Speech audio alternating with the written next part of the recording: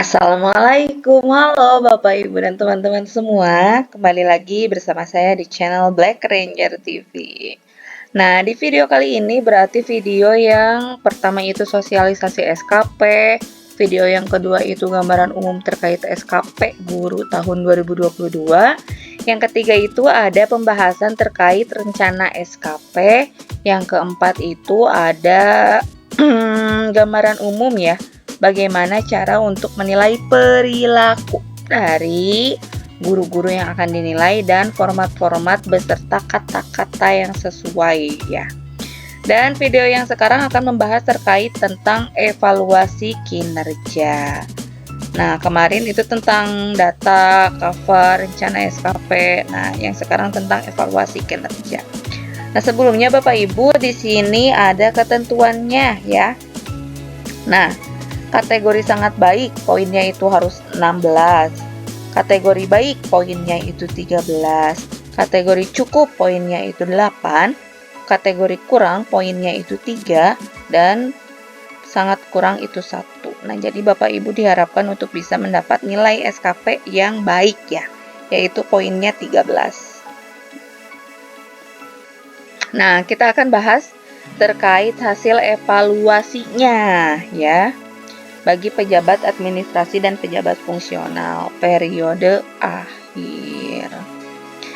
Nah, pemerintah Kabupaten Ciamis, nah penilaiannya 1 Januari sampai 31 Desember tahun 2022. Nah, pegawai yang dinilainya data ini dari mana? Ini ngelink ya Bapak Ibu, tuh bisa dilihat ya. Ngelink, jadi tidak bisa gimana-gimana, berarti Bapak Ibu harus benar dalam mengisi data yang tadi ya, data yang awal, videonya ada di deskripsi, oke? Kemudian ini nama pegawai dan pejabat penilainya. Nah, setelah itu ada capaian kinerja organisasi ya, istimewa, baik, butuh perbaikan, kurang atau sangat kurang. Nah, pola distribusinya ini otomatis ya Bapak Ibu, kurvanya sudah ada linknya tuh, sudah memakai rumus, jadi tidak bisa diedit di sini, tapi harus disesuaikan dengan data-data yang diinput oleh Bapak Ibu ya. Data yang diinput yang mana? Yang ini nanti targetnya berapa, berarti yang sesuai dengan rencana SKP tuh. Kemudian realisasi sekarangnya ada berapa? Nah, itu harus sesuai ya Bapak Ibu. Nah, kita bahas bersama-sama. Nah, sesuai ini ya berarti baik tuh. Nilainya ada di poin keempat. Nah, bagaimana sih cara mengerjakannya? Bingung? Nah, kita lihat saja ya Bapak Ibu. Rencananya supervisi guru dan tenaga kependidikan tuh. Dokumen rencana ya, jumlahnya. Targetnya kan kemarin yang direncana itu ada 4 ya. Nah, realisasinya berapa? Ada 4 juga. H22. Oh iya. Berarti ini yang dari penilaian targetnya ya, berarti diusahakan harus sesuai ya dengan rencana yang kita buat. Jadi berarti penilaian kita itu berhasil jika sama dengan rencana yang kita buat. Karena ini ngelink juga tuh. H22 berarti ini ya, H22 tuh. Nah, ngelinknya ke sini. Kemudian kita lihat lagi berapa persen nih, link juga. Berapa lama nih, link juga. Nah, kemudian realisasi berdasarkan bukti dukungnya. Awas, jangan hanya mengisi angka berapanya, tapi dokumen yang seharusnya dinilainya tidak ada. Jadi, jumlah yang diisi di rencana harus sesuai dengan kenyataan. Seperti itu Bapak Ibu ya. Nah, kemudian bukti dukungnya apa?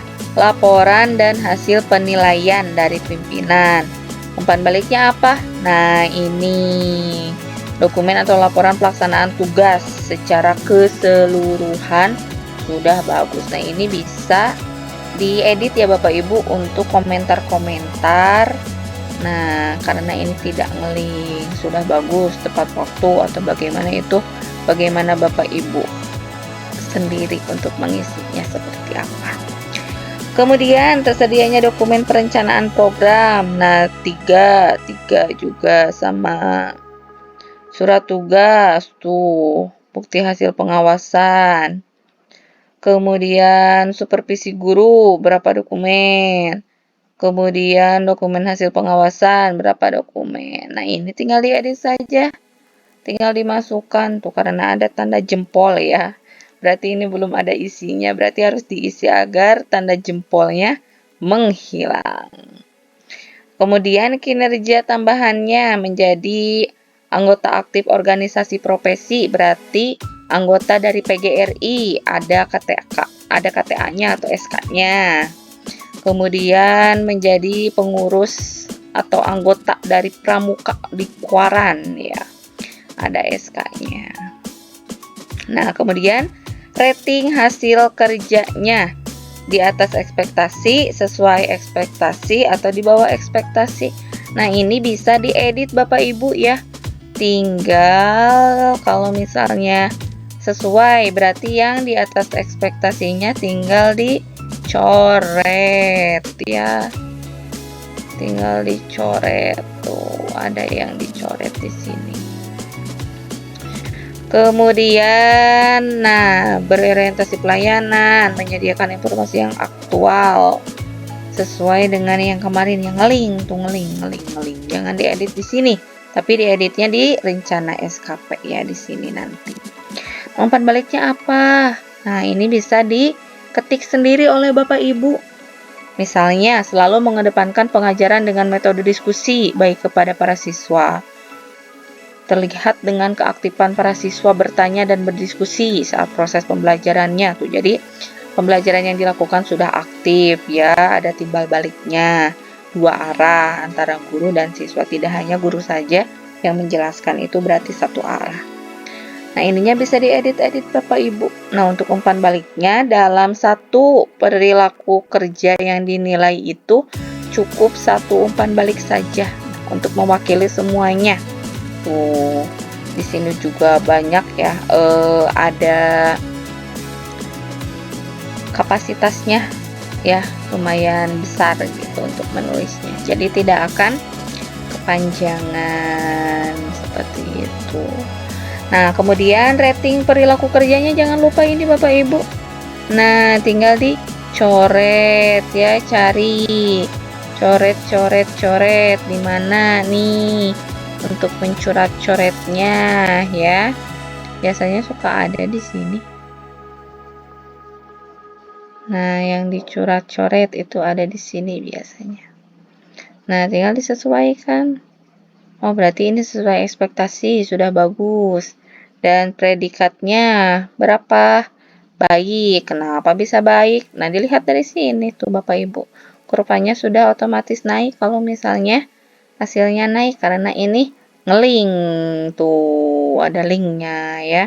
Sesuai dengan Permenpan nomor 6 tahun 2022.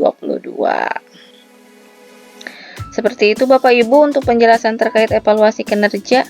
Mudah-mudahan bisa bermanfaat dan jangan lupa tidak boleh mengotak-atik atau mengedit di bagian kolom evaluasi kinerja ya. Tapi dieditnya di mana? Di sini, di rencana SKP, karena semuanya ngeling dari rencana SKP yang sudah diisi. Sekian informasi dari saya Bapak Ibu, dan masih ada satu video lagi. Kita akan membahas terkait tentang dokumen evaluasi kinerja. Kita lihat di video selanjutnya. Dan untuk video-video yang lainnya nanti akan saya simpan di deskripsi, tapi Bapak Ibu juga bisa melihatnya di playlist yang sudah saya buat, yaitu playlist SKP 2022 to 2023. Karena SKP penilaiannya dilaksanakan pada tahun 2022, tapi dinilainya atau digarap laporannya itu di tahun 2023. Jangan lupa subscribe ya Bapak Ibu. Terima kasih. Semoga bermanfaat dan bisa di-sharekan kepada